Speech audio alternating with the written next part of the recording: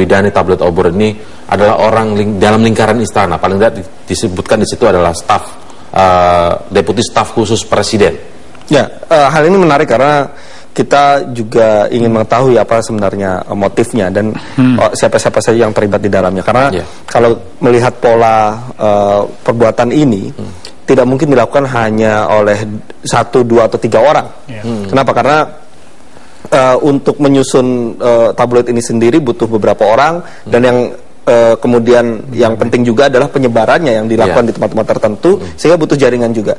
Selain itu juga persoalan dana, siapa penyandang dananya, karena dananya juga besar. Nah ini juga menjadi pertanyaan kita agar kita juga tahu nih sebenarnya siapa yang bermain, apa motifnya, dan arahnya juga kemana. Itu sedang kita telusuri juga.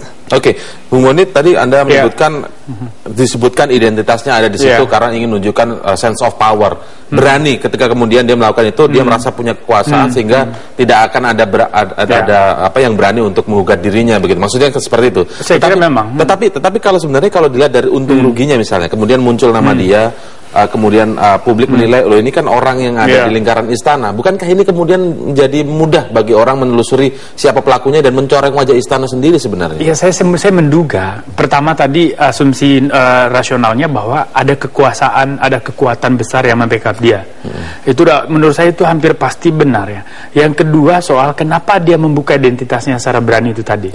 Menurut saya ada penafsiran personal dia di dalam kerja tim ini. Sekali lagi saya membenarkan Taufik bahwa ini kerja tim, nggak mungkin satu orang. Nah, karena ini kerja tim, lalu di situ ada masuk kepentingan personal dia dengan coba lebih berani untuk memperlihatkan namanya.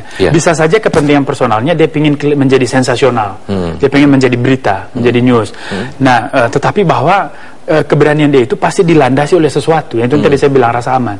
Maka sebetulnya yang paling penting buat kita adalah selain materi kampanye hitamnya, yang kedua siapa sebetulnya kekuatan politik di belakang dia, sehingga nanti kita bisa mengejar pertanggungjawabannya ke sana. Walaupun staf khusus yang dimaksudkan bernama Felix Wangga ini menyebutkan bahwa itu adalah tindakan pribadi dari Setiardi Budiono. Itu kan bahasa normatif. Ya, bahkan ketika seorang pemimpin memerintahkan anak buahnya melakukan kejahatan pun, ketika itu terbongkar dia bisa mengatakan itu personal. Dan saya kira masalah pelanggaran hak asasi manusia, penculikan, pembunuhan di 98, kan semua berujung mentok pada argumentasi seperti itu. Karena undang-undang militer mengatakan bahwa itu personal pelaku. Undang-undang HAM mengatakan yang jabatannya tertinggi harus bertanggung jawab.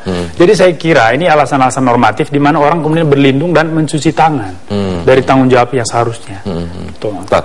Kemudian akan kita tanyakan juga bahwa sebenarnya apa yang harus dilakukan oleh Presiden SBY, karena ini melibatkan lingkaran istana. Apa yang harus dilakukan Presiden SBY ketika sikap yang mengatakan bahwa dirinya netral? Tapi nanti dijawab. Kita kembali break, tetaplah bersama kami di Prime Time News.